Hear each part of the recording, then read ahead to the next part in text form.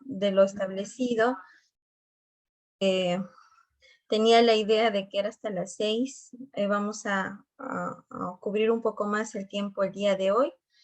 Y bueno, nos habíamos quedado, vamos a hacer un breve repaso de lo que hemos desarrollado el día de ayer, ¿no? Y luego al final va a haber un tiempo prudencial para una pequeña evaluación que se ha preparado de 4 preguntas y algunas consultas de los colegas aquí presentes. Ya, bien. Bueno, nosotros nos habíamos quedado en las etapas del reasentamiento poblacional. En principio, el día de ayer les había mostrado un esquema general de quienes participan, cómo es el proceso, y habían algunas preguntas en el sentido de que quién iniciaba el proceso o la solicitud. En este caso puede ser, si pudieran cortar por favor sus audios, los voy a agradecer. Bien, en este caso puede ser de oficio o la población afectada quien solicite al órgano técnico, ¿no? Que en este caso la vialidad, ¿no? La opinión técnica de la vialidad del proceso de reasentamiento poblacional, y quien a su vez, ¿no? Luego de hacer el análisis de toda la información que se ha remitido, se puede solicitar información complementaria, o en tanto a ello, que ya no necesiten complementar más información, pues derivar este informe de vialidad al CNPRED. El CNPRED desarrolla un informe técnico legal también que acompaña toda la vialidad que adjunta el Ministerio de Vivienda, y con ello también, de ser necesario, podría recomendar algunas medidas de mitigación de riesgo, al menos en lo que corresponde al área de acogida, donde va a ser materia de reubicación a la población, ¿no? afectada.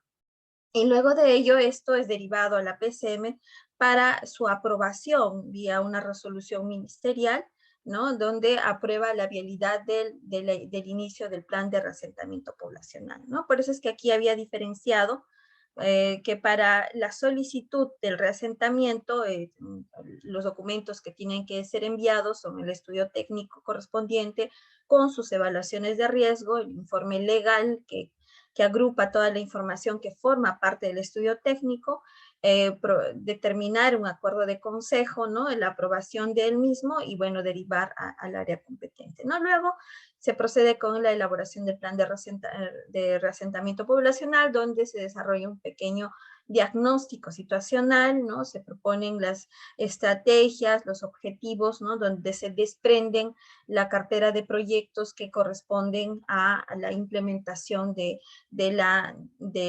reasentamiento poblacional, ¿no? Entonces, eso también es monitoreado, en este caso, a nivel local ¿no? por el órgano ejecutante, ¿no? El gobierno local, puede ser distrital, provincial, el gobierno regional, y a nivel nacional el CNPRED es el que hace el monitoreo de la implementación de las acciones que están en línea del plan de reasentamiento poblacional. Hasta ahí el escenario general de cómo es el proceso, y vamos a pasar a las etapas del reasentamiento poblacional, ¿no? Entonces, tenemos 3 etapas, ¿no? La primera etapa corresponde al sustento para el reasentamiento poblacional, conformado por el estudio técnico que ya más o menos hemos visto de qué se trata, la declaratoria de zona de muy alto riesgo no mitigable y la aprobación de la solicitud del reasentamiento poblacional, ¿no? Entonces aquí hay estudios técnicos, hay los acuerdos de consejo, de declaración de zonas de muy alto riesgo no mitigable, y la aprobación, esto emitido por la PCM. En la etapa 2 corresponde a la elaboración y aprobación del plan de reasentamiento poblacional. La elaboración está encargada del órgano ejecutante, en este caso, con el equipo técnico que debe ser asignado a la aprobación, ¿no? del acuerdo de consejo, y ahí se incorpora la aprobación está a cargo del Ministerio de Vivienda. Y posteriormente entramos a una etapa 3 que habla sobre la implementación del plan de reasentamiento poblacional. Continuamos, ¿no? Aquí vamos a entrar un poco más en detalle sobre los documentos que se tienen que presentar y qué implicancias tiene respecto a cada caso. Tenemos del informe de evaluación de riesgo. Hay que entender que vamos a hacer la identificación de los niveles de riesgo, tanto del área de, o sea, como parte del sustento técnico del área afectada por el evento y de las áreas de acogida, porque se tiene que asegurar que las zonas donde van a ser trasladadas las personas que han sido afectadas también tiene que reunir las condiciones de seguridad y también pueda dar sustento y soporte técnico, en este caso a COFOPRI, quien va a dar la asistencia técnica para el tema de la habilitación urbana y todo lo que tenga que ver con los servicios que se tienen que establecer en esa zona, ¿no? Entonces, ahí estando claros de este informe, también en el caso de que el informe de evaluación de riesgos de la zona de muy alto riesgo no mitigable se haya determinado que es de peligro inminente, en este caso el órgano ejecutor tendrá que coordinar con el INDECI a fin de iniciar la reubicación temporal de la población en zonas seguras y declararlo como, y decretar la declaratoria de estado de emergencia que el día de ayer lo habíamos citado, ¿no? Que también es una de las acciones que tiene que desarrollar el INDECI. Claro que aquí también hay apoyo de parte del Ministerio de Vivienda, esto con proveer estas viviendas temporales, ¿no? Y que también está dentro de este proceso, pero eso ya citando a otro tema, pero es importante comentar. Bien. Eso respecto al informe de evaluación de riesgo, ¿no?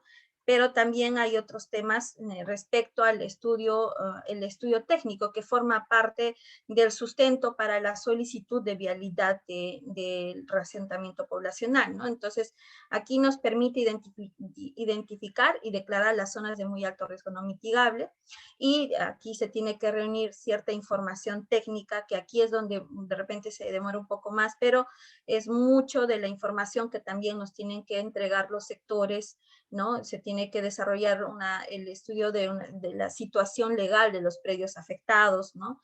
Tiene que desarrollarse también la identificación de la población a ser reasentada. Esto como se va a trabajar mucho con el INEI, se tiene que desarrollar un pequeño censo de la población afectada.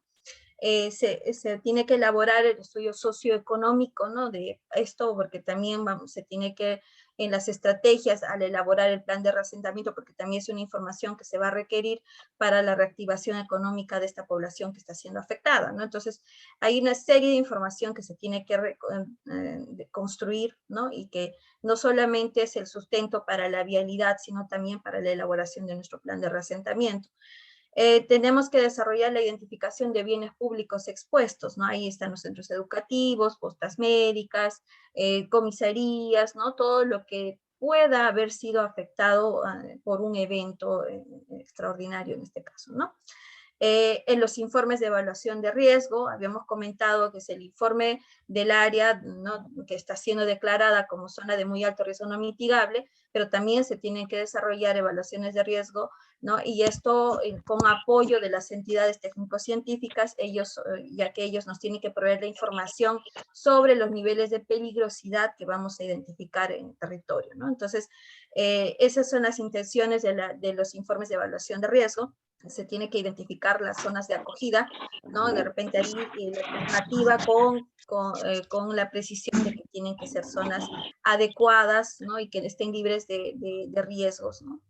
La estimación de los costos o valor de los mismos frente a los costos de mitigación de riesgo de desastre. Este informe es fundamental en vista de que es uno de los sustentos que nos va a decir que las acciones de reasentamiento en cuestión de costos de inversión van a ser menores a un proyecto de mitigación del riesgo que, bueno, pues no se podría sustentar y que, bueno, procedería en este caso desarrollar un proceso de reasentamiento, ¿no? Entonces, reunida toda esta información conforma lo que es el estudio técnico que requiere en este caso el Ministerio de Vivienda para su evaluación y luego posterior vialidad, ¿no? Y continuar con la gestión de aprobación ante la PCM.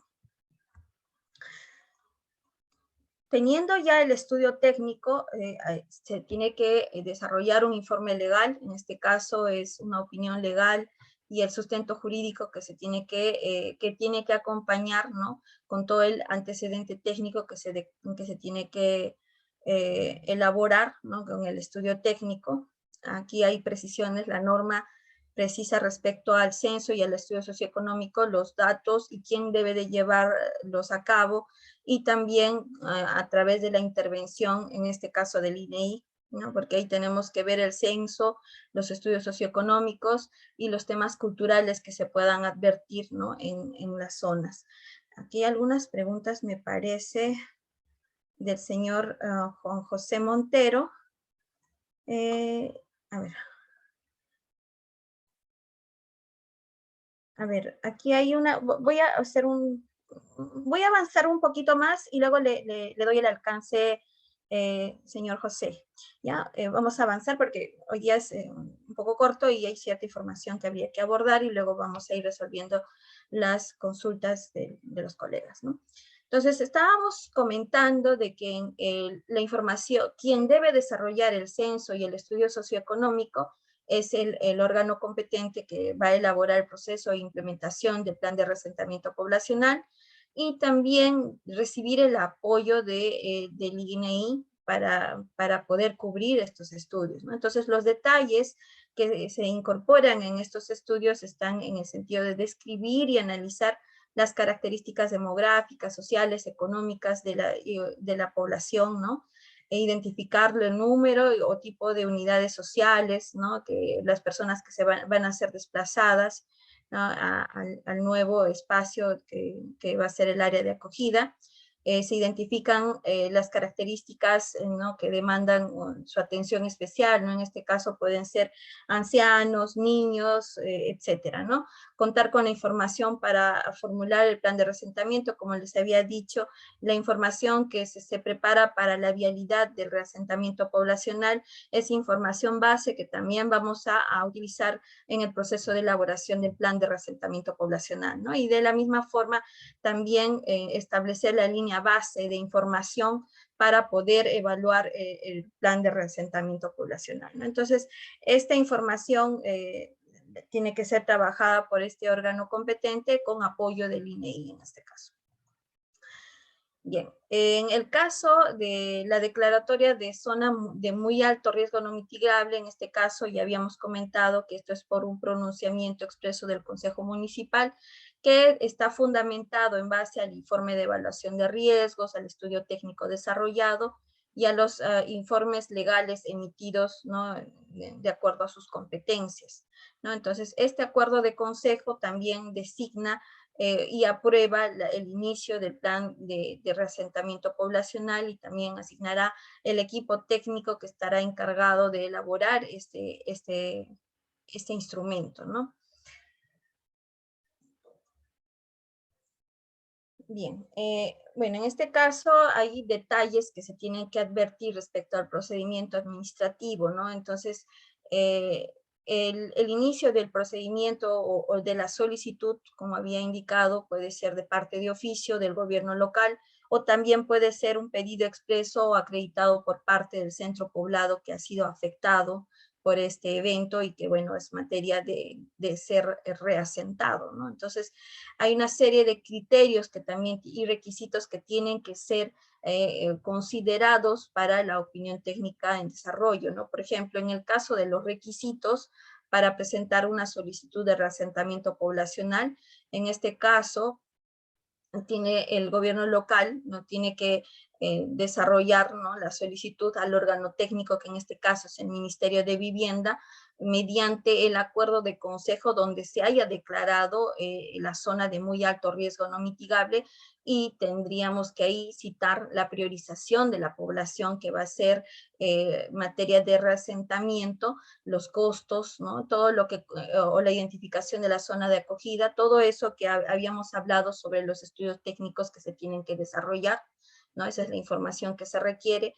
También existen requisitos, ¿no? En los requisitos de priorización que se tienen que considerar está en velar o ver la magnitud del riesgo, ¿no? En el que ellos están expuestos, el grado de inminencia o de la manifestación del peligro. Esto sí hemos evidenciado que es por peligro inminente, ¿no?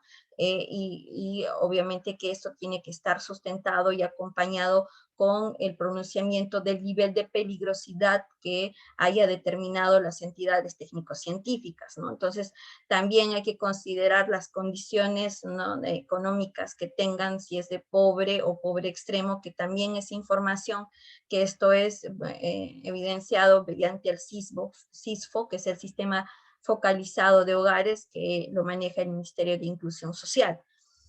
Finalmente, la opinión técnica del Ministerio de Vivienda, ¿no?, está condicionado, que vendría a ser el órgano técnico, emitirá su opinión favorable ¿no?, en si da vialidad o no a esta solicitud en base a la información remitida por el gobierno local o el órgano encargado de desarrollar este proceso de reasentamiento, ¿no? En el caso de la aprobación de la solicitud, el Ministerio de Vivienda comunica al CENEPRED la vialidad de la solicitud, en este caso, y adjunta una serie de documentos, ¿no? Estos documentos que remite al CENEPRED están en relación al informe de vialidad que elabora el Ministerio de Vivienda, ¿no?, el informe técnico sectorial de sustento o acciones de mitigación, y el informe de evaluación de riesgo. O sea, todo esto es lo que compone el ítem C. El ítem C es lo que corresponde a los estudios técnicos que se desarrollan, ¿no?, que hemos estado citando en diapositivas anteriores, compuesta por esta evaluación de riesgo, el informe legal, ¿no?, el acuerdo de consejo y el plan de reasentamiento poblacional, ¿no? Entonces, en este caso, ahí el CENEPRED revisa la información remitida por parte del ministerio y emite un informe técnico legal, ¿no? Y a ello, en caso de que pueda advertir que se tenga que incorporar algunas acciones de mitigación, pues va a ir proponiéndolo, ¿no? Pero en este caso, el CENEPRED lo que hace es dar continuidad al pronunciamiento que ha sido derivado por parte del Ministerio de Vivienda.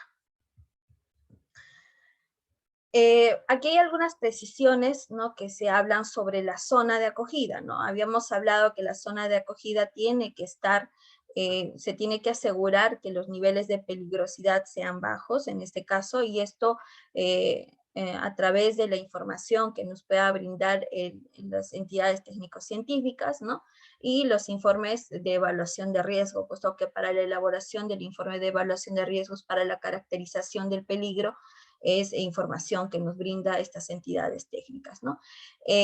Luego de haber identificado los niveles de riesgo, ¿no?, en las zonas de acogida, también existen criterios de selección de estas zonas, porque hemos visto que las zonas de acogida no necesariamente van a estar en el mismo distrito, pueden estar en otra provincia o incluso entre regiones, ¿no? Entonces, ahí los criterios que se deben de ver son ver el tema de susceptibilidad de los terrenos a diferentes peligros geológicos, y esto está en función a los estudios de las entidades técnico-científicas. Tenemos que asegurar que las vías de comunicación puedan llegar a estas áreas, ¿no?, que están sujetas a ser materia de reasentamiento, ¿no? Aquí hay información que nos puede brindar el Ministerio de Transportes, ¿no? Ahí va sumándose qué información vamos a ir incorporando a los criterios que nosotros vamos a ir sustentando para poder determinar estas zonas de acogida, ¿no? Entonces, la extensión geográfica también tiene que estar, no puede ser menor de 2 hectáreas por cada 100 familias, ¿no? Entonces, de ahí esa es nuestra pauta que nos va a marcar, ¿no?, dependiendo de la cantidad de familias que van a ser reasentadas, ¿no?, y las áreas idóneas que vamos a tener que buscar, ¿no?, para poder desarrollar las diligencias adecuadas para el proceso de reasentamiento poblacional. Hablamos más criterios sobre la zona de acogida, tenemos que ver la factibilidad de anexión al área urbana. Esto mucho viene el criterio de las áreas de desarrollo urbano, ¿no? Para poder incorporar también en sus planes de desarrollo, y poder anexarlo a las áreas urbanas para que también sean reguladas en cuanto a parámetros y demás que conlleven cuestión de la administración en desarrollo urbano.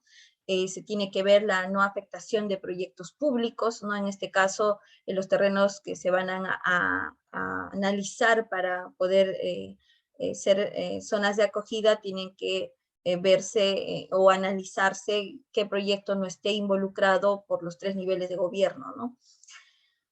La factibilidad de alcanzar un nivel de servicios básicos y de equipamiento óptimo, tales como dotación de servicios de saneamiento, energía eléctrica, transporte público, salud y educación, inafectación de las áreas agrícolas y pecuarias del entorno urbano, ¿no? Inafectación de áreas arqueológicas o con valor cultural, ¿no? Aquí hemos hablado el día de ayer, ¿no? Estos estudios de CIRA, que es en apoyo con el Ministerio de Cultura, por ser órgano competente en este caso.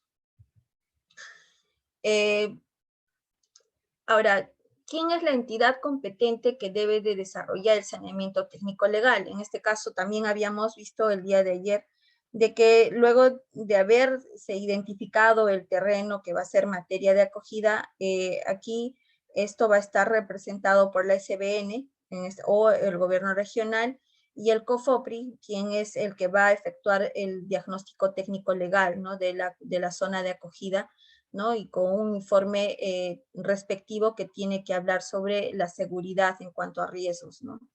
Y bueno, luego se desarrolla un proceso de transferencia a la municipalidad distrital o provincial, o en el caso del gobierno regional, quien tenga que, por competencias, administrar el proceso de reasentamiento, y que tiene que estar declarado para exclusivamente uso de reasentamiento poblacional, ¿no? Entonces, esto tiene que estar acompañado con un informe técnico legal también, y todo este proceso de transferencia está a través de la SBN, ¿no? Porque quien transfiere estas competencias al gobierno local en este caso.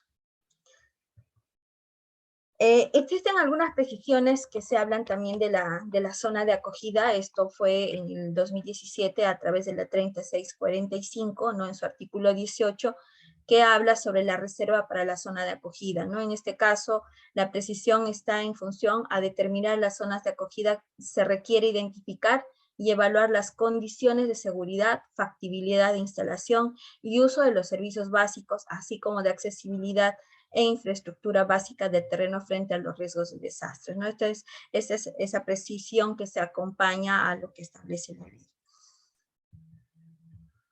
Por otro lado, también hay otras precisiones que hablan sobre la declaratoria de intangibilidad e inhabitabilidad. Esto es a la declaratoria de estas zonas de alto riesgo no mitigable se tienen que determinar como zonas intangibles, donde se tiene que prohibir el otorgamiento de titularidad, dotación de servicios, etcétera, ¿no? Entonces, también está prohibida su adquisición, ¿no?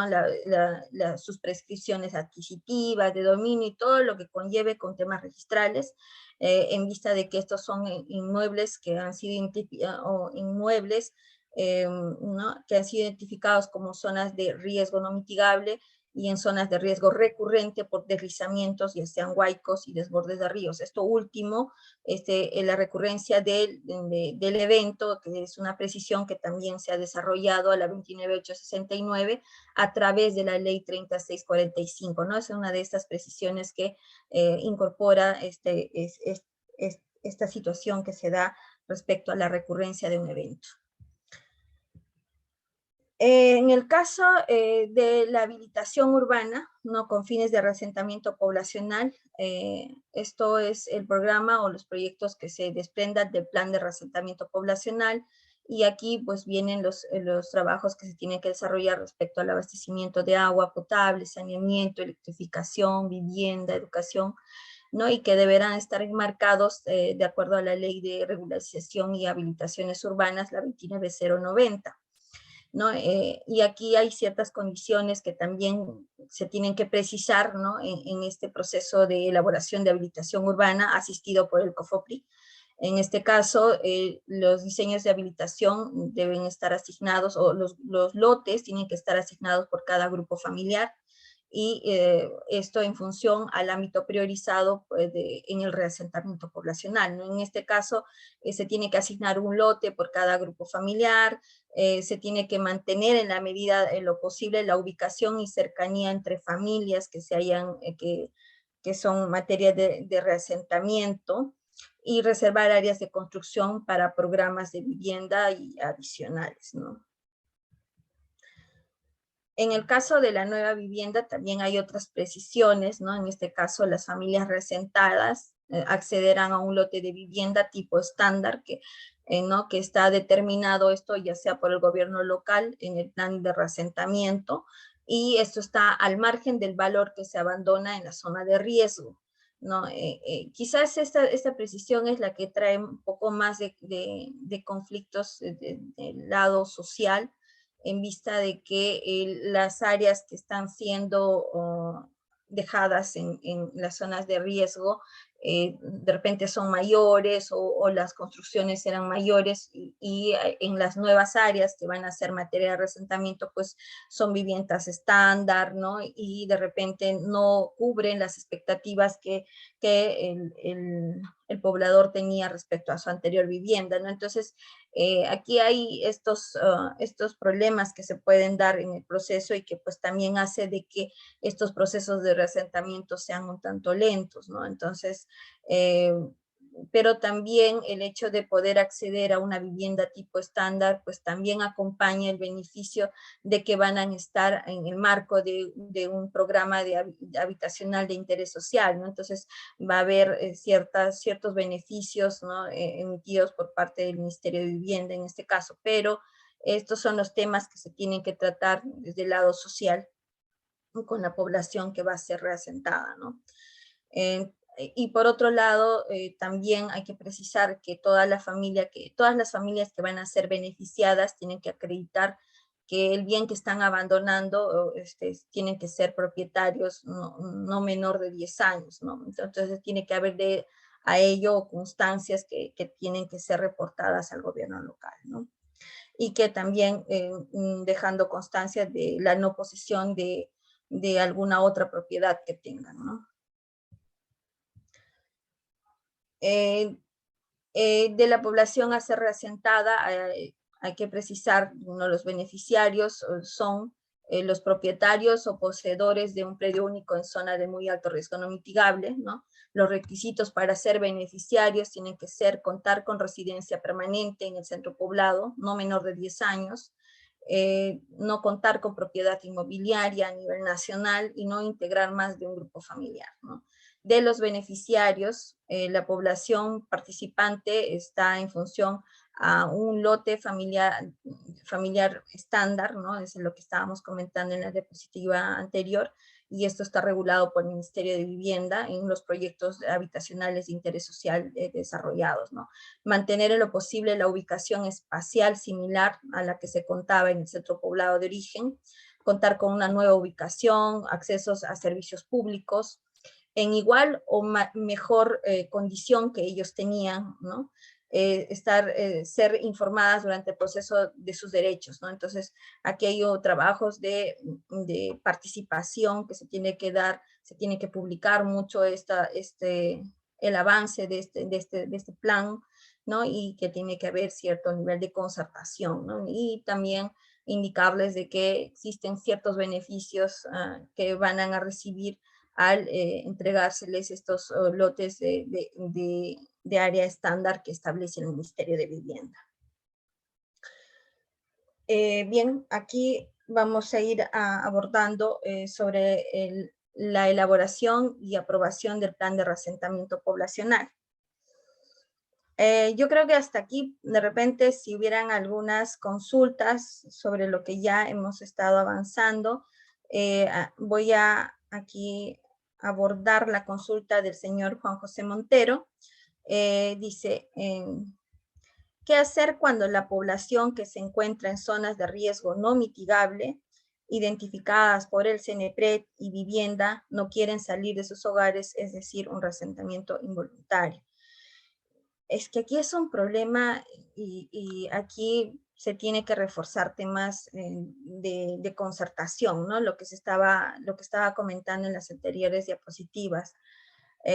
Pero en este caso, las zonas de riesgo no mitigable están primero, de su identificación está a cargo del gobierno local, para empezar, ¿no?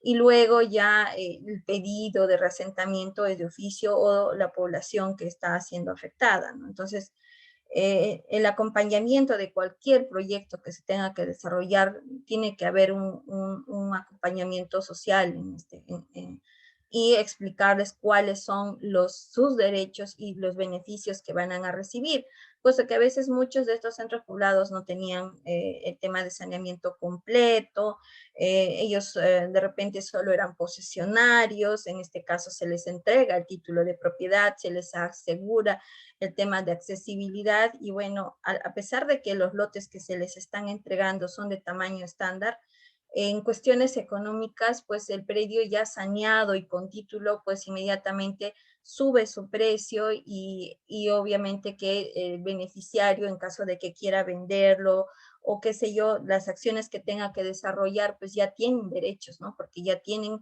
esto que no tenían, de repente que lo tenían en condición de ocupantes informales, porque en realidad estas áreas que son propensas a riesgos son áreas pues que están ocupadas de manera a veces ilegal o informal, ¿no? Entonces, esto porque, bueno, pues responde a esta demanda de necesidad de vivienda que existe, ¿no? Entonces, mucho de esto se puede ver en Lima o, por ejemplo, en Chosica, que era un tema que había citado el día de ayer, de que por necesidad de vivienda es que se han ellos ubicado en estas áreas de alto riesgo no mitigable, ¿no? Entonces, esto también hay que hacer entender a la población que esto es responsabilidad del ocupante, ¿no? Entonces, nosotros somos los que nos exponemos al peligro. El peligro siempre ha estado ahí en el territorio. Entonces, ellos, bueno, se exponen, pero también aquí falla quizás un poco la administración del gobierno local en vista de que ahí tiene que estar las restricciones de ocupación.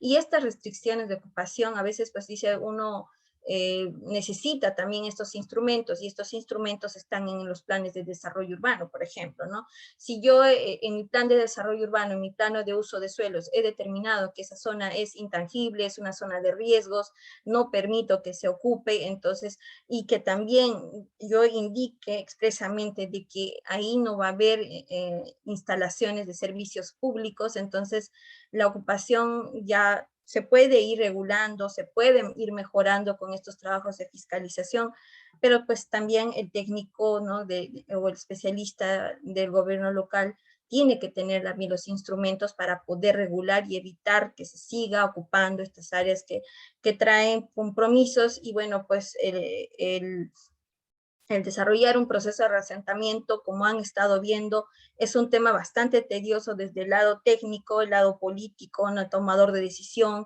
y mucho influye en la voluntad de la población que va a ser reasentada, ¿no? Entonces, aquí hay un problema social complicado, ¿no? El señor Federico nos dice, Arquitecta, y dígame, muy ¿quién? buenas tardes. Le habla Juan José Montero.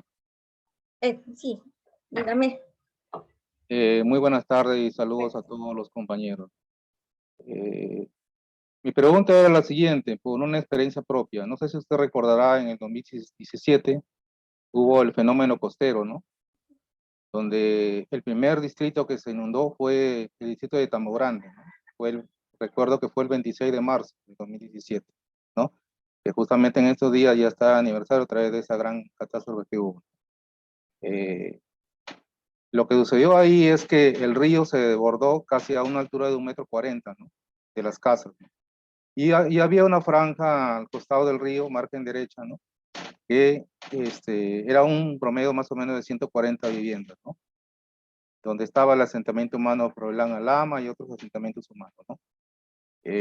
Posteriormente, después de la emergencia, pasando unos años, el CNPRE nos envía un informe de zona de muy alto riesgo no mitigable, inclusive nos dijo que ya estaba registrado en los registros públicos de esa área, para que nosotros empecemos a concientizar a la población para que puedan abandonar esa zona porque estaban en peligro, ¿no? Como usted específicamente lo dijo el día de ayer y hoy día. Lo que hicimos fue ir a concientizar, ¿no? Sensibilizar a la población, porque nosotros ya teníamos un área ya destinada para, inclusive habíamos hecho habilitación urbana, ¿no? Servicios básicos, todo. El único inconveniente que era que ellos tenían unos lotes de 120 metros cuadrados y el área que nosotros disponíamos solamente era de 70 metros cuadrados, ¿no? Entonces no quisieron, nos dijeron que no podían salir, que ellos no podían dejar sus casas porque las casas de acá eran pequeñas. O sea, hubo un tema prácticamente de la población, ¿no? Bueno, yo ya salí yo salí de esa, en el 2018, bueno, por razones de que entró otro nuevo alcalde, bueno, yo ya no continué en la gerencia su gerencia de desastres, y bueno, hasta ahora sé que esa población no se ha movido de ahí. Por eso era mi consulta. Y en la normativa SNP dice, pues, ¿no? Dice resentamiento voluntario e involuntario, ¿no? Por eso era mi consulta, arquitecto. En este caso, lo que sucedió en Camborande fue un resentamiento involuntario porque a pesar de que la población tenía a dónde llevarlos, la municipalidad invirtió en hacer todos esos costos, ¿no? De habilitación urbana, saneamiento, todo servicios básicos, todo, pero no quisieron. Hasta gracias a, bueno, por voluntad de nuestro Dios, hasta ahora, bueno, a esas familias no les ha pasado nada, ¿no? Pero esa inversión que hizo la municipalidad ahí se ha quedado como un elefante blanco prácticamente, porque la gente no se quiso mover de ahí. Por eso era, Eso lo, ese era sí, mi... eso lo que usted manifiesta es un símil que se da en todo el país, ¿no? Muchas acciones que se han desarrollado, incluso antes de que salga la norma, esta norma que habla expresamente sobre el asentamiento poblacional por estos temas por el impacto de estos eventos y que bueno, que no son mitigables, ¿no? Entonces, incluso el Ministerio de Vivienda en algún momento había hecho, no proceso de asentamiento, pero sí de reubicación, porque ese es el término que les dieron y era en este caso el centro poblado de Belén, ¿no? El que está ubicado en Iquitos.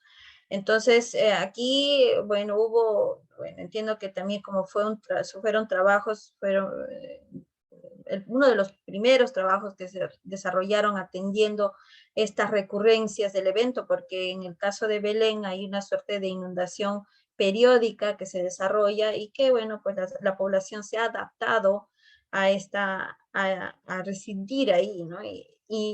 Y no necesariamente porque haya, pues, necesidad de vivienda, porque sabemos de que en Quitos, pues, el tema de costos de propiedad, pues, no son tan altos como se puedan dar en otras zonas. Sin embargo, el motivo de asentamiento de esta población en estas zonas era porque estaba próximo al mercado de Belén, y este mercado pues es su fuente de ingresos económicos de esta población. Entonces, el quehacer de querer hacer un proyecto piloto y poder mejorar las condiciones de habitabilidad de esta población, pese a que no había en este caso una norma que diga cómo se tiene que desarrollar, pero sí había iniciativas de parte del gobierno sectorial de desarrollar este proceso. Lo desarrollaron, sí, desarrollaron un nuevo Belén en otra zona, ¿no?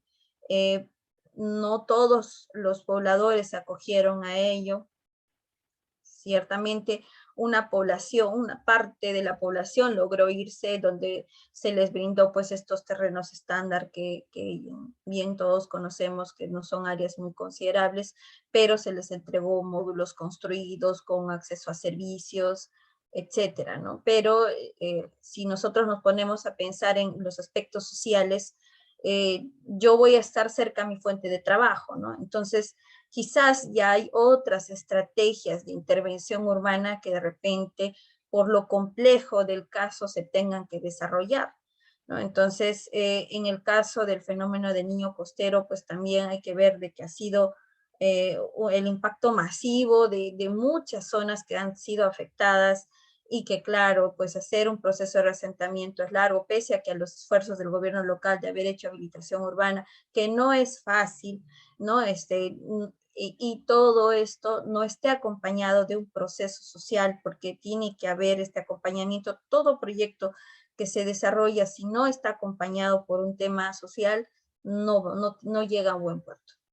Entonces, podemos ir avanzando por ciertos lados técnicos, pero si no está caminando por ese lado, hay problemas. Disculpe que la interrumpa. Lo que pasa es que también nosotros hicimos un EVAR, ¿no? De acuerdo a esa zona, para ver si se podía hacer otra alternativa, o sea, una medida estructural, Claro. ¿no? Pero ¿qué sucede? Que el evaluador nos recomendó de una medida estructural realizar un muro de contención de 3 metros lineales, de 3 de altura y 3.000 metros lineales. Entonces, la inversión sobrepasaba lo que nosotros estábamos viendo para reasentar a la población, ¿no? Entonces, lo más factible era a esas familias llevarlas a la zona que habíamos nosotros ya indicado, ¿no? Claro, con el apoyo del Ministerio de Vivienda, porque lo primero que iban a hacer módulos MTV, ¿no? Modo de vivienda temporal al comienzo. Luego, posteriormente, ya les iban a construir los módulos así. Pero el área era pequeña y ellos decían que no, porque había muchos que tenían título. ¿No? Ese es el problema que sucedió en eso. Ya, y con esto concluyo. Sí, listo, gracias. Gracias, Juan José. Bueno, sí, en efecto es complejo porque el estado situacional de los predios no es distinto. Algunos tienen títulos, otros no. ¿Y qué hacemos con los que no tienen? Entonces, se generan muchos problemas, ¿no? En cuestiones legales para este proceso, ¿no? Es bien complejo. Aquí el señor Cabrera, perdonen, el señor Federico dice, ¿qué sucede cuando el beneficiario para reasentamiento poblacional no cumple con los 10 años de antigüedad en la zona a abandonar? ¿Procede el beneficio de reasentamiento o no? En este caso, sí tendrían que sustentar, esto lo dice la norma, ¿no? Pero habría que ver qué otras alternativas se les está brindando a la población, ¿no? Porque también hay otra población que está en condición de alquiler, que eso también hay que considerar, ¿no? Y que también está citado en la norma. Entonces es bastante complicado las acciones que se van a desarrollar. Las viviendas reasentadas, señor Cabrera nos dice, las viviendas reasentadas son entregadas con los respectivos títulos de propiedad y si estas pueden ser vendidos después por motivos debido a que algunos los venden y regresan a las áreas no mitigables. Esta es la particularidad. El hecho es que se les entregue el título de propiedad, ya ellos son dueños absolutos del predio. Sin embargo, las áreas no mitigables, o sea, ahí habíamos hablado en la norma de que estas áreas no mitigables tienen que ser áreas intangibles. Al intangibilizar estas áreas, no se permite la ocupación de estas áreas, ¿no? Entonces, al no permitirse, ahí también está la premisa de que no puede haber trabajos para brindar accesos en temas de servicios públicos, ¿no? Y esto también puede estar incorporado en los planes de desarrollo urbano, donde también en los planes de uso de suelo se establezca como áreas de reserva o áreas intangibles, áreas de conservación, y se ponga de que no se puede desarrollar construcciones, no está permitido la edificación de ninguna manera, ¿no? Entonces, estas son ya los instrumentos que pueden ayudar a prevenir de que estas áreas no mitigables sigan estando ocupadas, ¿no? En el caso del señor Javier Trigos nos dice los módulos de vivienda, qué medidas tienen y cuántos ambientes los consideran en el módulo. En el caso de los módulos de vivienda, si es que su pregunta va por el lado de las viviendas temporales, tiene su propia normatividad y esto está a cargo del Ministerio de Vivienda, los módulos. Ellos entregan estos módulos temporales, ¿no? Entiendo que es un espacio, pero esto es solo de manera temporal, ¿no? En caso de que se haya declarado como peligro inminente para la reubicación temporal de las familias, ¿no? Bueno, hay un comentario del señor Cabrera que dice, lamentablemente por cuestiones políticas, las familias que regresan a las zonas no mitigables al reasentarse les proporcionan los servicios básicos públicos. Ahora otro problema es que hay viviendas en las que se existen 2 o 3 familias y al ser reasentados solicitan una vivienda para 3 familias. En este caso, la intención de que sean zonas no mitigables y sean intangibles ya no deberían de ocuparse, ¿no? O sea, esa es la condición que tiene. Y bueno, pues este criterio también recién se está incorporando en la Ley de Desarrollo Urbano Sostenible, donde indica de que las áreas no mitigables tienen que estar estos criterios incorporados en la elaboración de sus planes de acondicionamiento territorial y sus planes de desarrollo urbano. Entonces ahí ya normativamente hablando, ahí están las restricciones de ocupación de estas áreas, ¿no? Bien, vamos a ir continuando con el desarrollo de la clase. Estaríamos entrando a la etapa de elaboración y aprobación del plan de reasentamiento poblacional.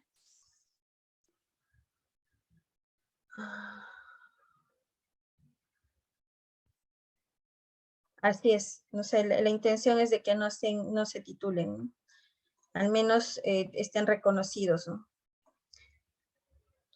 Bien, seguimos. Bueno, el plan de reasentamiento poblacional, ¿no? Tiene una estructura, ¿no? En la estructura está desarrollada en relación a los lineamientos técnicos que tienen que ver con prevención de riesgos y los temas de reducción, ¿no? Entonces, la base de la estructura está en función al desarrollo del diagnóstico del documento, identificar las estrategias, ¿no? Los objetivos estratégicos que se vayan a establecer. Se tiene que definir los programas de inversión que se van a establecer, ¿no? en estas zonas de acogida, ¿no? La estrategia financiera tiene que estar definida y ahí el acompañamiento de la implementación propia del plan. Si bien es cierto, existe una metodología para la elaboración de estos planes de reasentamiento poblacional, esta metodología está aprobada a través de una resolución jefatural por parte del CENEPRED en el año 2016, ¿no? Donde establece las responsabilidades y cómo es que se debe de abordar desde el lado técnico la elaboración de este plan a cargo de los gobiernos locales o del ente ejecutor. Esta es la estructura metodológica para la elaboración del plan de reasentamiento. Si bien es cierto, la elaboración del plan tiene que ser con la participación de un equipo técnico de trabajo multidisciplinario, ¿no? Ellos utilizan los insumos, ¿no? que han sido elaborados en el estudio técnico, en el informe legal, que ha sido parte de del sustento para la aprobación, ¿no? o la vialidad del proceso de reasentamiento poblacional, ¿no? Parte de la elaboración del plan de reasentamiento, como tiene que estar en el diagnóstico, ahí entran los insumos del estudio técnico, la formulación como tal, donde se establecen las estrategias y los proyectos, las actividades que se vayan a desarrollar, y la consecuente aprobación del plan, ¿no? Entonces, la aprobación del plan tiene que estar a cargo del Ministerio de Vivienda, pero estrechamente acompañado, en este caso, por el CENEPRED.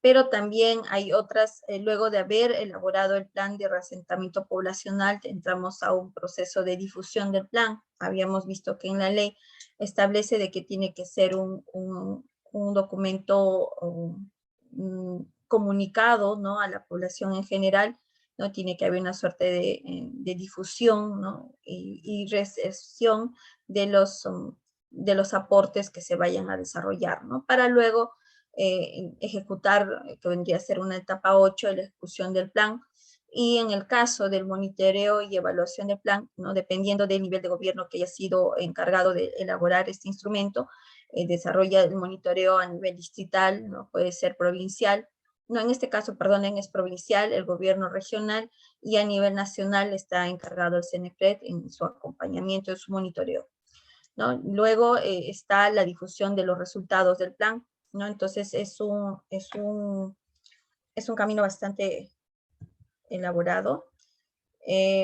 ¿Cuál es el objeto de desarrollar el plan de reasentamiento poblacional? ¿No? El objeto es de reasentar a la población en zonas de muy alto riesgo no mitigable hacia zonas que brinden condiciones de seguridad física. Esa es la base, ¿no? Y lograr la sostenibilidad y el desarrollo de la población, ¿no? En este caso, este documento de gestión va a establecer ciertas responsabilidades a las entidades competentes, tiene que asignarse plazos de ejecución de este plan, y también estar claro los costos de ejecución y a qué pliegos presupuestales es que nosotros nos vamos a acoger para poder operativizar los proyectos que se vayan a plantear en el plan de reasentamiento poblacional. Pero también contiene, ahí en cuestión de información, en la población de riesgo, los bienes públicos, todos ellos expuestos al peligro, ¿no? Información de la zona de muy alto riesgo no mitigable, tiene que haber información de la zona de acogida, acciones de saneamiento físico-legal, los niveles de riesgo y las medidas de control de la zona de acogida. En el caso de que se haya determinado una zona de acogida y tenga ciertos niveles de riesgo, entonces también tiene que haber las propuestas de mitigación del riesgo para luego desarrollar los proyectos de habilitación urbana, ¿no? Entonces, tiene que haber también incorporado los criterios de zonificación, ¿no? En la habilitación urbana como tal, y los programas habitacionales de interés social, ¿no? Entonces, esto también acompañado por la dotación de servicios y asegura la accesibilidad a la población. Entonces, si nosotros vemos los contenidos que les acabo de dar, muchos de ellos han sido abordados con la elaboración de los estudios técnicos. Entonces, el estudio técnico es la base, es el sustento, es el diagnóstico que fundamenta el plan de reasentamiento poblacional, no es que vayamos a hacer doble trabajo. Finalmente, el plan de reasentamiento como tal, ahí es donde se tienen que establecer las estrategias, que ese es donde más se va a tener que trabajar, las estrategias, el programa de proyectos que se vayan a identificar, ver la estrategia financiera y luego viene la ejecución del plan como tal. Entonces, ese es el camino que se tiene que desarrollar.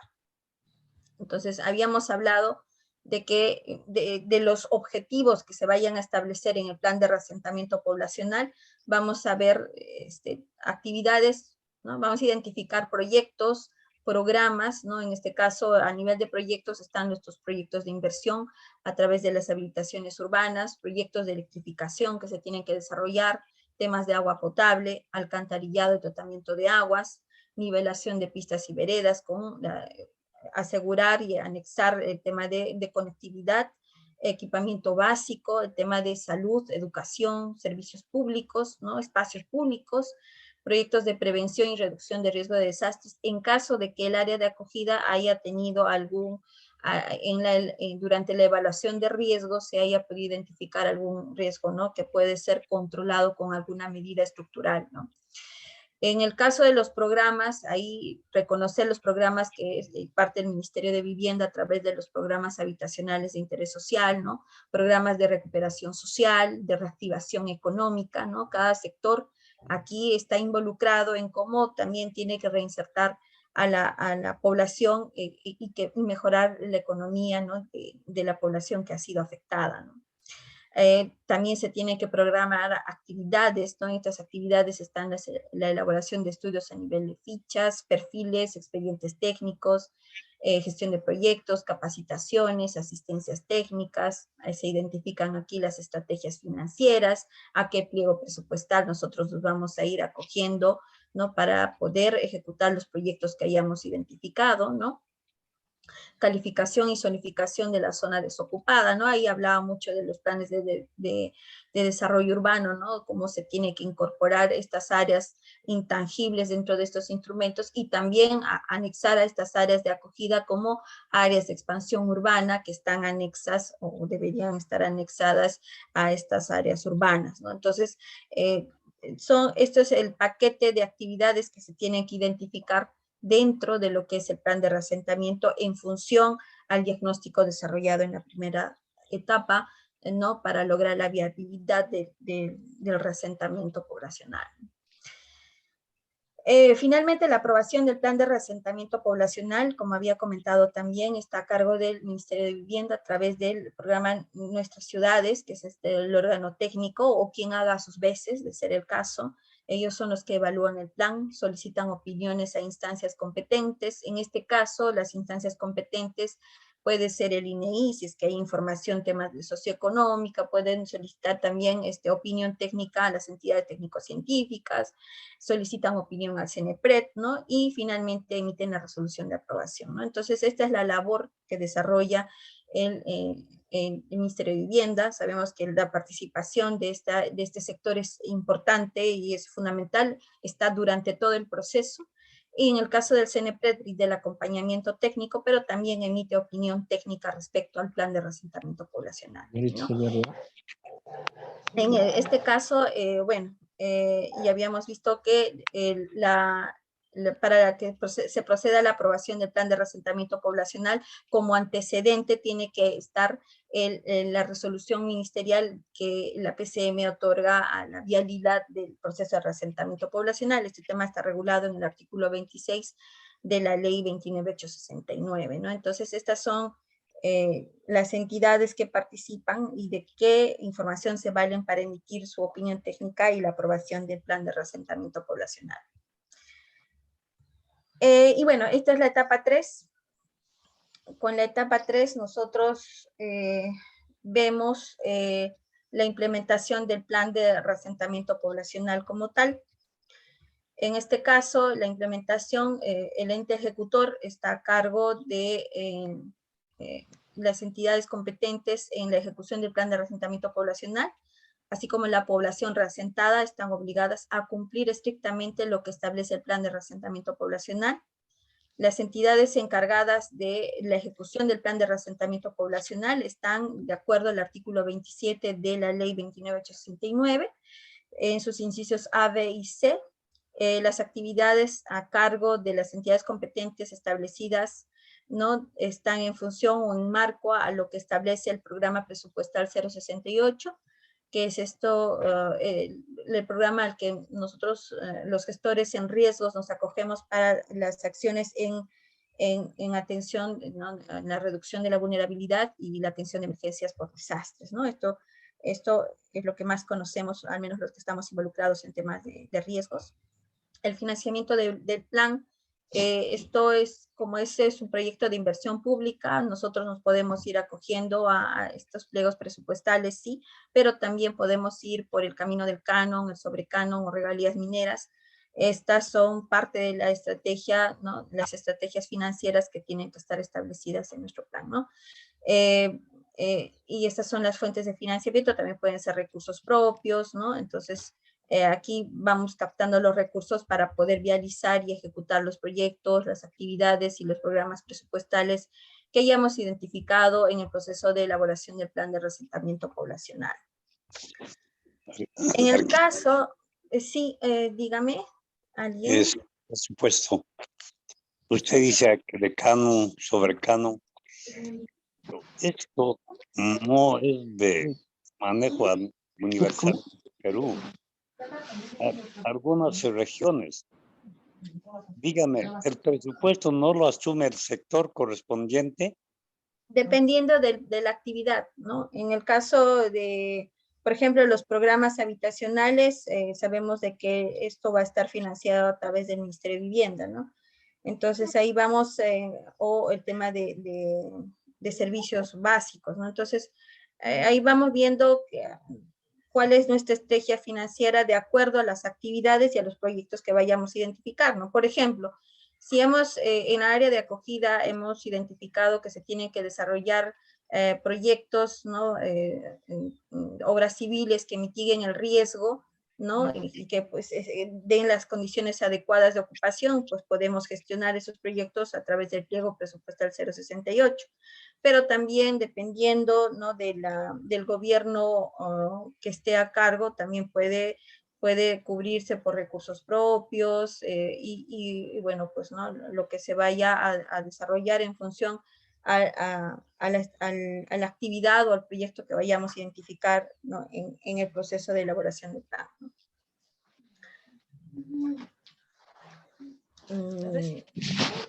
Si hubiera alguna otra pregunta.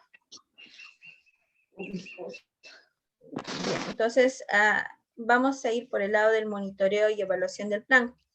Entonces, tenemos identificado que la difusión del plan de reasentamiento poblacional va a ser a nivel de la población beneficiaria y en general, y a nivel de las entidades intervinientes, ¿no? Sabemos que son varias las entidades que forman parte de este proceso, ¿no? El monitoreo del plan de reasentamiento poblacional también, esto está a través de los grupos de trabajo de la gestión de riesgo de desastres, dependiendo del nivel de gobierno que haya sido partícipe en el proceso de elaboración del plan de reasentamiento poblacional, y a nivel nacional, en este caso, está a cargo del CNPRED, ¿no? El acompañamiento en casi todo el proceso, ¿no? Sí. Difusión de resultados del plan de reasentamiento poblacional, y esto también es ante la población en general. Esto es importante citarlo porque tienen que ellos estar claros de cómo se ha estado desarrollando el proceso y cómo va a ser también la asignación de los lotes a los beneficiarios, ¿no?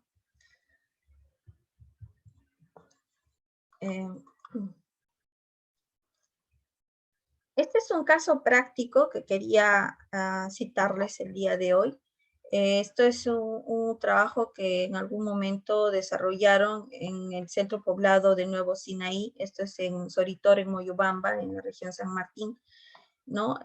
Aquí se evidencia los trabajos que se desarrolla o está impulsando el gobierno local, en este caso en la región San Martín, ¿no? Con la conformación del acta del comité multisectorial que está encargado de desarrollar la propuesta para la iniciativa y lograr la vialidad, ¿no? del proceso de reasentamiento poblacional, ¿no? Entonces, aquí la presencia está del gobierno regional de San Martín, podemos ver que está la provincial de Moyobamba, está la distrital Soritor en este caso, que ha sido el distrito afectado, está el CNPRED, ¿no? Dentro del acompañamiento, está el INDECI, ¿no? El Ministerio de Trabajo también que formaba parte de este proceso, y también el INEI y el COFOPRI, ¿no? En este caso COFOPRI en representación del Ministerio de Vivienda. Entonces, es un acta que luego entiendo que se formalizó, ¿no? Y son las acciones que se desarrollaron para iniciar el proceso de reasentamiento poblacional. Entonces, aquí podemos ir viendo qué instrumentos nosotros vamos a valer para tener el estudio técnico. Habíamos hablado mucho que teníamos que tener la evaluación de riesgo de la zona de muy alto riesgo no mitigable en este caso, ¿no? Tenemos que ver qué medidas las evaluaciones de riesgo o los estudios de peligrosidad que desarrolla el INGEMET en las áreas de acogida, en las posibles áreas de acogida, ¿no? Entonces aquí podemos ver que en el estudio de evaluación de riesgos son áreas de muy alto y alto riesgo, ¿no? Y que bueno, que posteriormente se tiene que desarrollar su intangibilidad, pero también hay propuestas preliminares de la zona de acogida donde el nivel de riesgo es intermedio, ¿no? Entiendo que eso también es un informe de evaluación de riesgo que acompaña o que ha elaborado el gobierno local. En este caso no estoy entendida si lo desarrolló Soritor o la provincial de Moyobamba, pero se tiene que contar con este informe de evaluación de riesgo de ambos predios. Tenemos que acompañar a ello los estudios de identificación de población a ser reasentada, ¿no? Aquí está el estudio socioeconómico que se tiene que desarrollar, ¿no? Y también en el caso de esta zona que ha sido afectada, también ha habido áreas de equipamiento, ¿no? En este caso educativo, que también se tenía que dimensionar, ¿no? Y proponer, ¿no? El área que se requiere para poder considerar, ¿no? en su implementación durante el proceso de reasentamiento poblacional, ¿no? Entonces, aquí entra también a tallar el Ministerio de Educación con la información correspondiente, ¿no? Cuánto de niños están siendo afectados también con la reubicación de este centro educativo. Entonces, toda esta información nos sirve a nosotros como estudio técnico para acompañar, en este caso, el informe legal, ¿no? Porque el informe legal, que es de la Gerencia de Asesoría Jurídica del Gobierno local, ya sea provincial o regional correspondiente, donde consolida el sustento técnico, ¿no? Del requerimiento de reasentamiento poblacional, ¿no?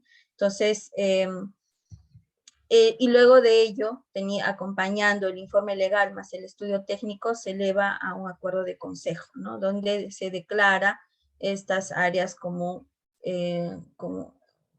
áreas de riesgo y que se requiere la vialidad del proceso de reasentamiento poblacional de estas áreas afectadas, ¿no? Entonces, existen trabajos que se han estado desarrollando, es complicado, han podido ver de que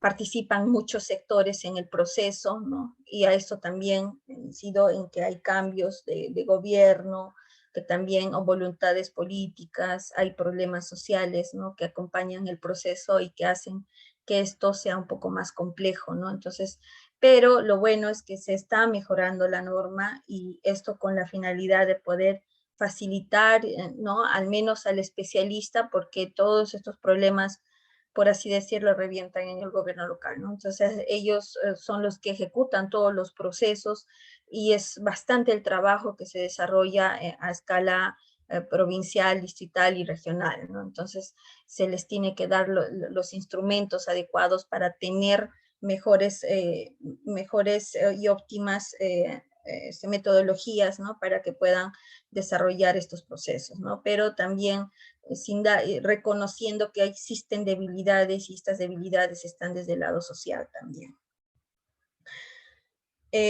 Yo hasta aquí era el proceso, pero yo había preparado cierta información para poder declarar zonas de alto riesgo no mitigable.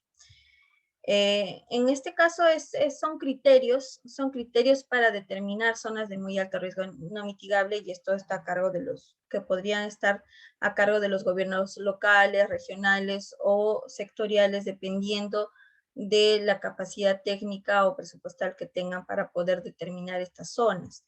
Entonces, habíamos hablado a inicios de clase, ¿no? Ciertas definiciones que involucran a los procesos de reasentamiento poblacional, pero es importante recogerlos, ¿no? Al menos para poder esclarecer qué criterios debemos de considerar para poder determinar estas zonas de muy alto riesgo no mitigable. Sabíamos, bueno, que por definición, ¿no? Son áreas donde existe la probabilidad de daños a la población y a sus medios de vida, ¿no? Y que su implementación de medidas de mitigación pues resulta en mayor costo y complejidad que llevar un proceso de reasentamiento poblacional. Hasta ahí estamos, o de reubicación, hasta ahí vamos claros con ello, ¿no? De lo que establece la ley 3556, nos habla que son zonas de muy alto riesgo no mitigable y las zonas de alto riesgo no mitigable, ¿no? Ellas tendrían que ser declaradas de manera intangible, esto por la entidad competente. Ahora, luego al ser declaradas como zonas intangibles, aquí habíamos citado incluso el día de ayer, estas zonas de riberas, las fajas marginales, ¿no? Las fajas de terreno que conforman el derecho de vía de la red vial del Sistema Nacional de Carreteras, ¿no? Y que se tiene que prohibir expresamente la transferencia o cesión para fines de vivienda, comercio, actividades agrícolas, entre otros, proyectos de habilitación urbana, ¿no? Y demás que tengan que ver con la ocupación de la población. Entonces, estas precisiones están establecidas en la modificatoria que establece la 29869. Pero por otro lado, también es importante ir citando debido a qué es que salen estas mejoras normativas, ¿no? Por ejemplo, muy claros estamos de que en el año 2017, pues, producto del fenómeno del Niño Costero, ya se viene advirtiendo a través de esos decretos de urgencia de que los gobiernos locales están obligados de incorporar la declaratoria de zonas de alto riesgo no mitigable en sus respectivos instrumentos de gestión urbana, ¿no? Y luego a la creación de la Autoridad para la Reconstrucción con Cambios a través de la Ley 3556, también faculta al gobierno regional declarar zonas de riesgo no mitigable de muy alto o alto riesgo, ¿no? En el ámbito de sus competencias. E incluso aquí ya establecen hasta fechas, ¿no? O sea, plazos, ¿no? De que no excedan más de 3 meses, etcétera, ¿no? Entonces, ya se vienen incorporando estas precisiones que están a través de la reconstrucción con cambios, ¿no?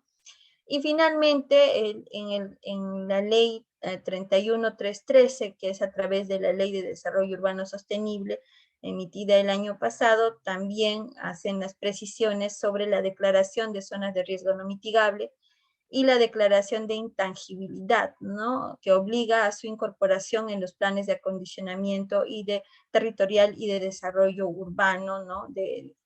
Y esto a través de sus suelos de uso de protección, ¿no? A través, pueden ser áreas de reserva, ¿no?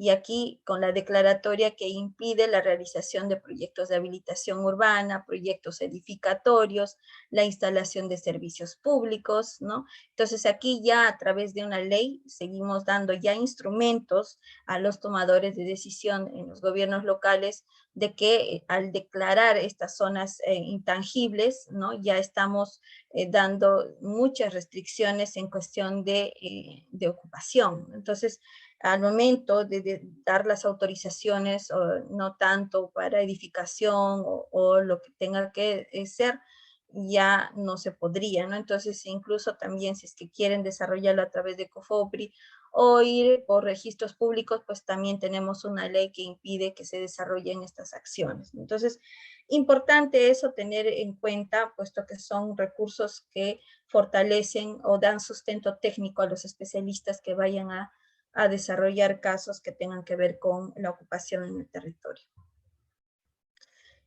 Seguir citando el aspecto social, ¿no? de la renuencia de parte de las familias de los procesos de reasentamiento o que puedan ser retirados de estas áreas, ¿no? Entonces, esto es bastante complejo, quizás una de las debilidades que no están de repente abordadas en la ley respecto al acompañamiento social, ¿no? Que se tiene que desarrollar a las poblaciones que han sido afectadas por estos eventos. Y dentro de los criterios para la determinación de zonas de muy alto riesgo no mitigable, es importante de repente tener en cuenta estos esquemas, ¿no? Que nos ayudan mucho a tener en cuenta para poder mejorar los criterios y determinar estas zonas de muy alto riesgo no mitigable, ¿no? Entonces, podemos ir abordando desde el lado físico, social, económico y siempre acompañado del lado normativo, ¿no? A esto condicionado al impacto de un fenómeno de origen natural, ¿no? En el aspecto físico, tenemos que considerar, y que también son abordados al desarrollar una evaluación de riesgos, es ver las condiciones del territorio, ¿no? Entonces, el territorio puede presentar pendientes. Sabemos que a ciertos grados de inclinación ya no es idóneo la ocupación, ¿no? De la población, ¿no? En estas laderas de los cerros, ¿no? Tenemos que estar claros en los tipos de suelos, en los temas normativos, hasta cuánto nosotros como capacidad portante podríamos desarrollar edificaciones, ¿no? Hay mucho, tiene que ver también el tema de fiscalización para evitar la ocupación de estas áreas, ¿no? Que no son adecuadas para ocupación, los temas geológicos, los temas geomorfológicos. Esto, como vuelvo a incidir, son criterios que son muy considerados para la elaboración de estas evaluaciones de riesgo, ¿no? Los aspectos sociales, ¿no? Aquí, y es parte también del sustento técnico para solicitar la viabilidad del proceso de reasentamiento poblacional, están los costos sociales, ¿no? Que implican desarrollar estos procesos, las densidades poblacionales, el tiempo al acceso de servicios. Aquí vemos mucho el tema socioeconómico que tenemos que considerar, ¿no? En el tema de los servicios, el acceso y la comunicación, ¿no? Y que mucho de esta información que vayamos a obtener para estos criterios impartidos por parte de los sectores, y bueno, también por información catastral de contarse, ¿no? O que cuente el gobierno local en este caso, ¿no? Tenemos que ver el costo-beneficio en cuestiones económicas, ¿no? Si la inversión, operación y mantenimiento y reposición van a estar acorde a tomar la decisión de un proceso de reasentamiento, ¿no?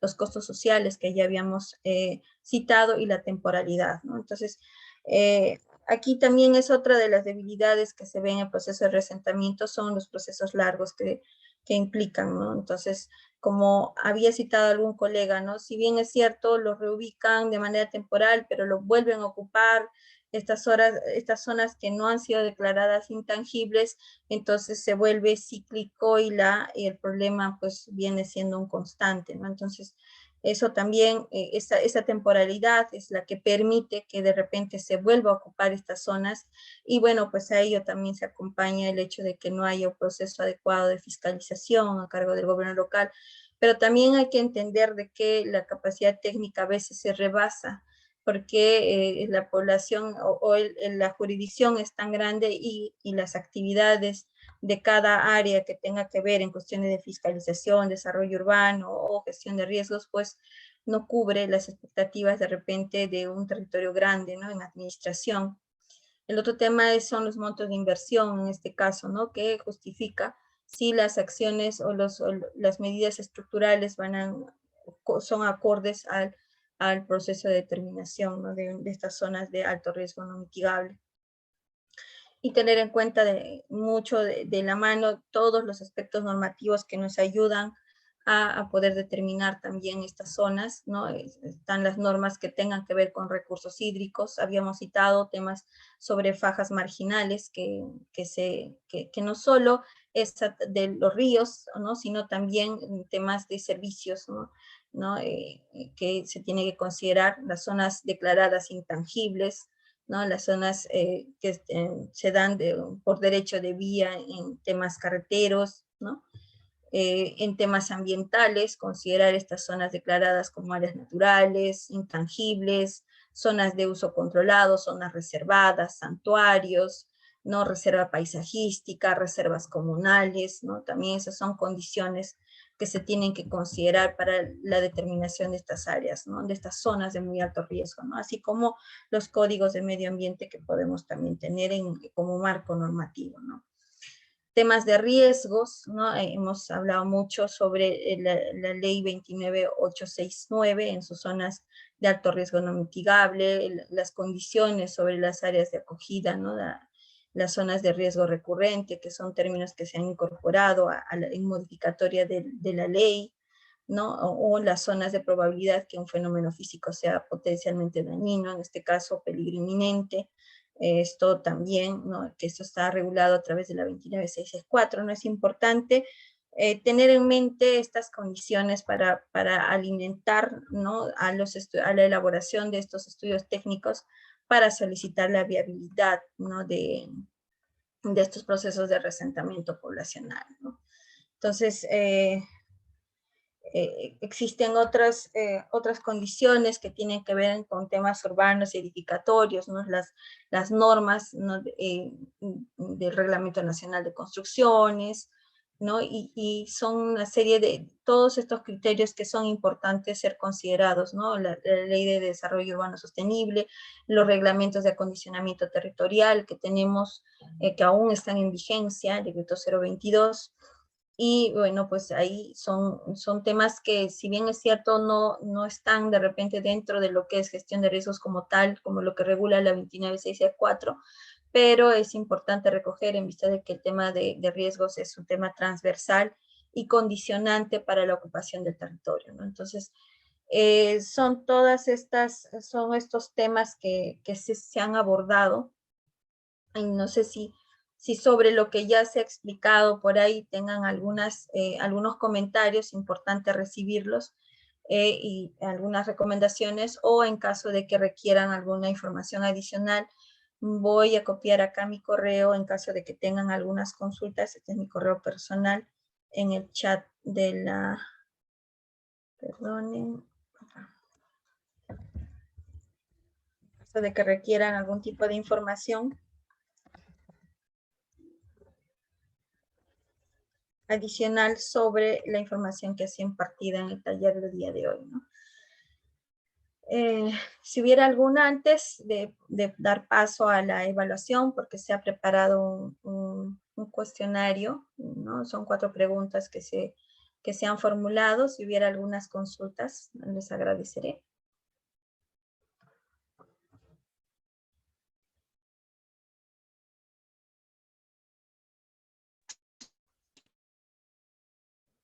Podemos ir acá.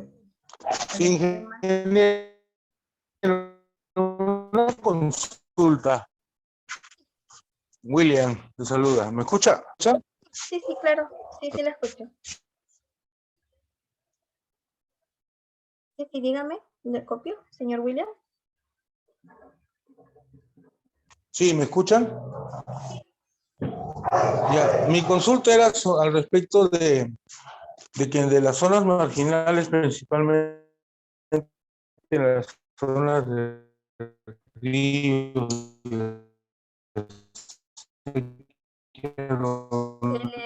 Se le tiene entrecortado, no se le escucha. Personas que dicen que no tienen vivienda. No le copié, está entrecortado su audio, señor William.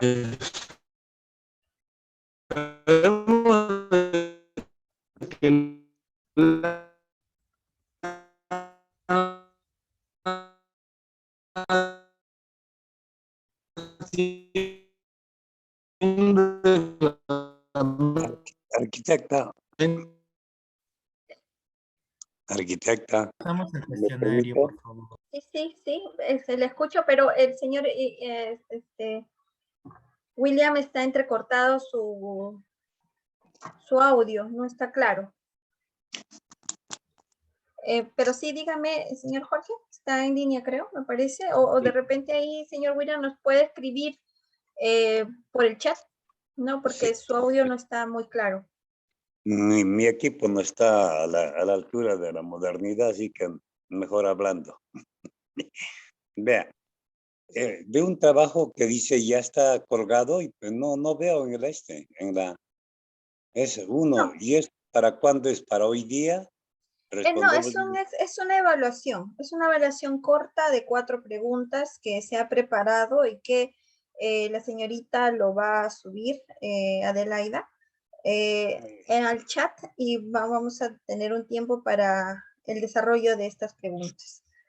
Mucho lo que se está citando es lo que se ha trabajado el día de ayer y hoy. Ya. Ahorita te quería comentar sobre algunas preocupaciones, inquietudes de algunos participantes. ¿Qué sucede cuando la población que va a tener reasentamiento, los integrantes se resisten? En ese sentido, creo que se debe llamar a la fiscalía para que ellos tomen conocimiento, no como un acto de represalia, sino para que hagan un acto de una acta, de tal manera que determine las responsabilidades para casos posteriores si se producieran. Esa sería una salida más viable. Gracias. Y es correcto, señor Jorge, porque pues sí, pues la responsabilidad es asumida por parte del poblador, ¿no? Entiendo que tienen sus propias aspiraciones, objetivos, ¿no? Y dejar de repente sus bienes no es lo que ellos buscan, ¿no? Pero también desarrollar proyectos que mitiguen algo que no va a poder ser, porque o puede que no lo pueda cubrir una intervención estructural, entonces se hace complejo, ¿no? Entonces, yo creo que sí es un comentario bastante acertado, señor Jorge. ¿Tiene alguna otra pregunta? Creo que ya mejoró el señor William su red. No, al parecer que no. Pero por ahí, si hubiera alguna otra cuestión, por favor.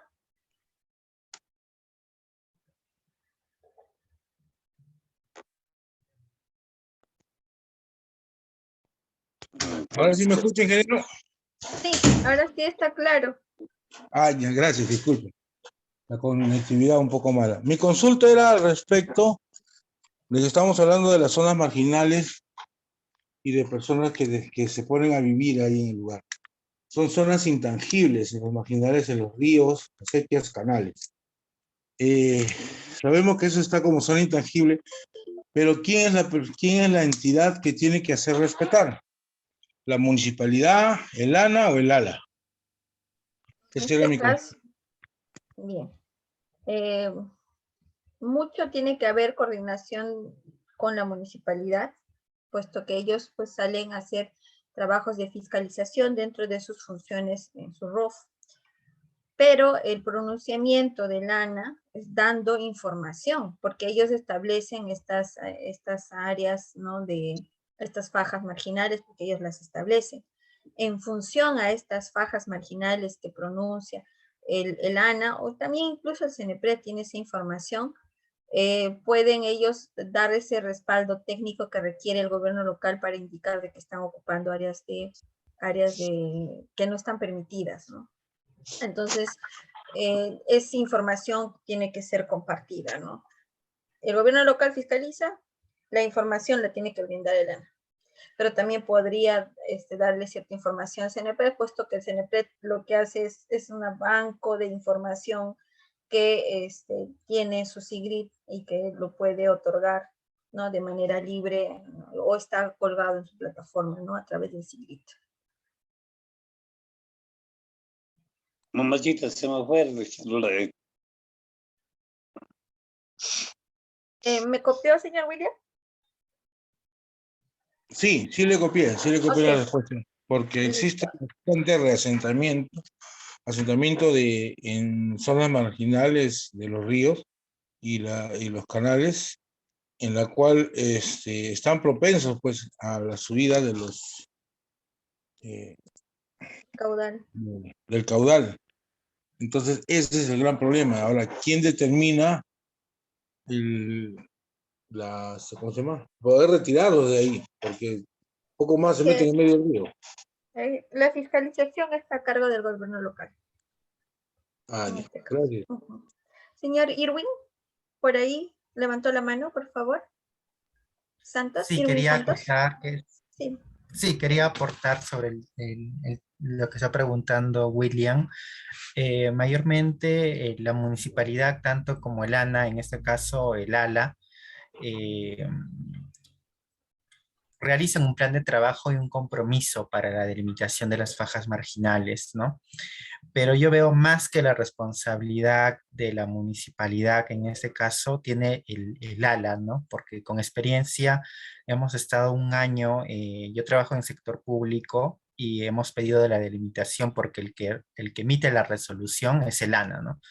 Entonces, el compromiso tanto del levantamiento fotogramétrico, topográfico, lo realiza parte de la municipalidad, pero el ALA tiene que firmar el compromiso. Pero he tenido un año prácticamente enviándoles las solicitudes, los reiterativos, pero a veces dan un caso omiso, ¿no? Entonces yo pienso que también deberían fiscalizar al ALA, ¿no? O al ANA, una entidad mayor, en lo cual puedan agilizar la delimitación de las fajas marginales. Es mi aporte. Gracias. El comentario que usted hace es acorde en vista de que sí, pues el ALA vendría a ser un área descentralizada del ANA a nivel territorial. Y claro, la atención debería ser, ¿no? En teoría y por norma está. El tema es que los tiempos de respuesta, ¿no? Interinstitucional sí pues deberían ser fiscalizados, ¿no? Entonces habría que ver qué instancia es la que puede fiscalizar la atención, al menos el gobierno local.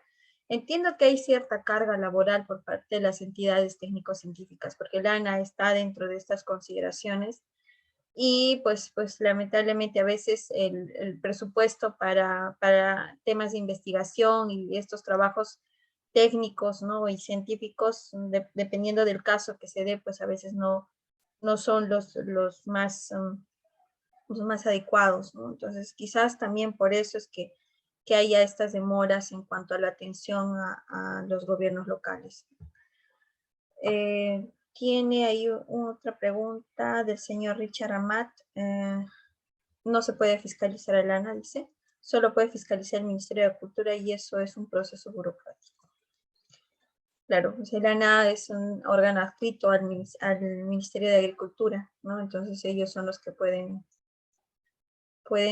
ver las acciones que ellos desarrollan, pero también imagino que es un tema también de carga laboral. Pero entiendo que también tiene sus responsabilidades el ALA por ser un área desconcentrada del ANA, ¿no? No sé si hubiera alguna otra cuestión o comentario.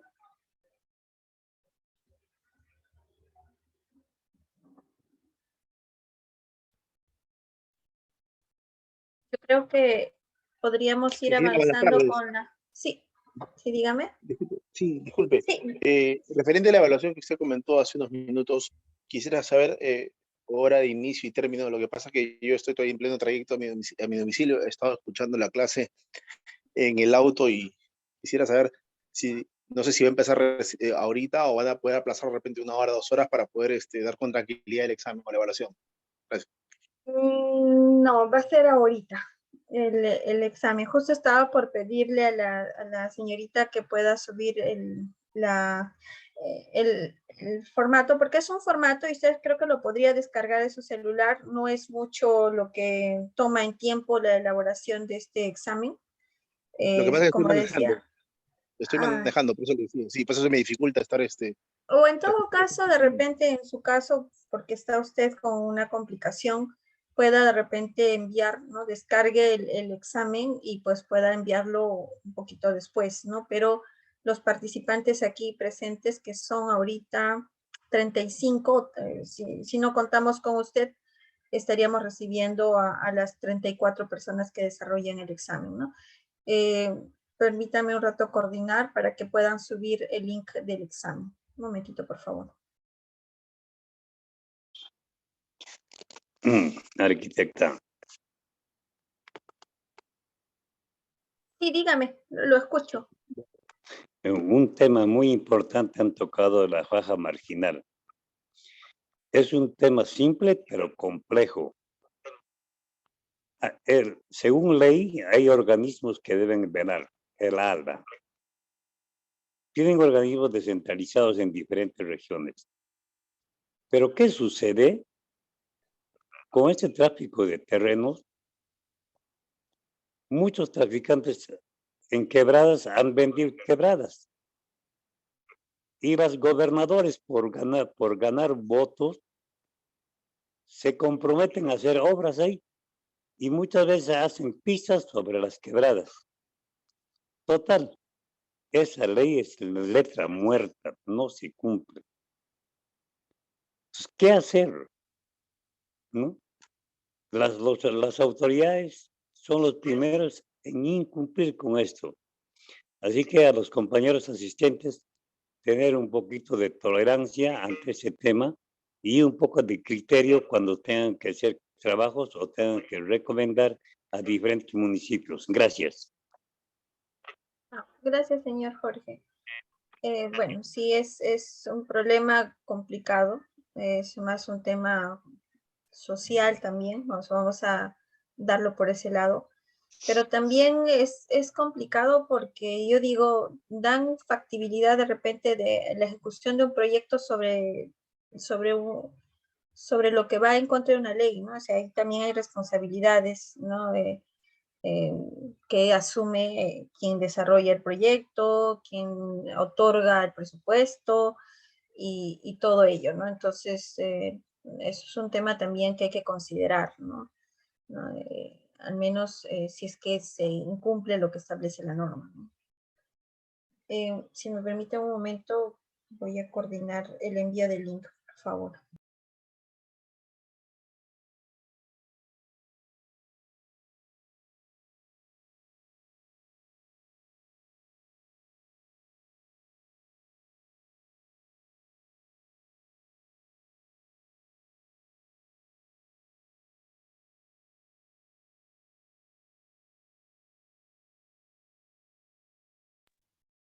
Listo, ya se coordinó.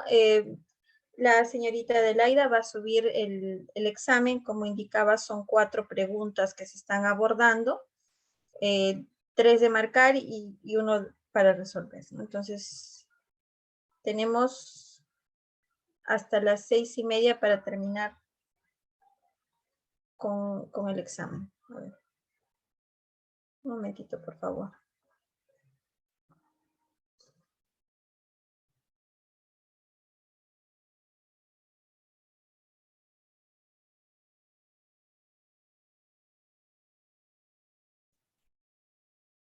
Arquitecta, lo está subiendo en el chat. Sí, lo va a subir al chat. Ahí estoy coordinando ese tema. Arquitecta, ya está subido en el chat ya. Listo, gracias. Entonces, los espero. Vamos iniciando con la evaluación.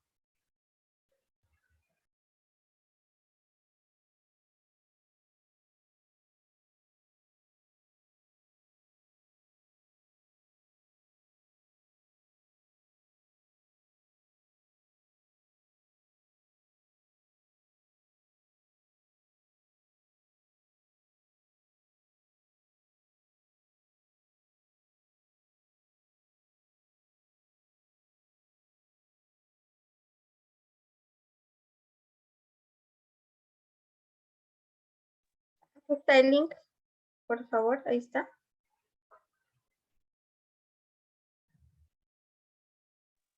Aún no sale.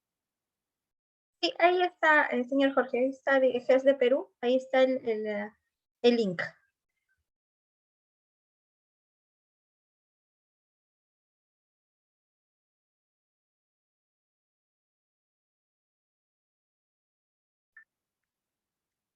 ¿Ya están las preguntas todavía?